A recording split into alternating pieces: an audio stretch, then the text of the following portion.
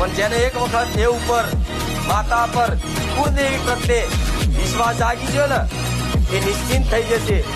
એને કોઈ ચિંતા નહીં રહે કાલ હું શું ખાઈશ. કાલની ખવડાવવાની જવાબદારી મારી મેલડીની રહેશે.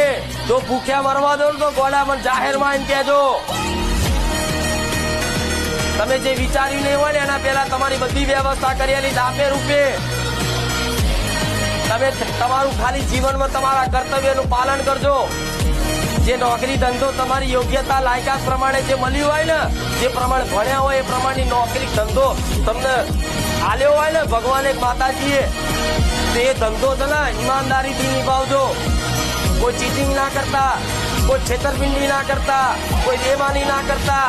કોઈને જોતું તમારી સત્યની વાત પણ મારો ભગવાન ને તમારી કુળદેવી મહારાજીની મેલેડી તો 100% લખે છે. મને ઓછો નફો મળે તો ઓછા નફામાં સંતોષ રાખ.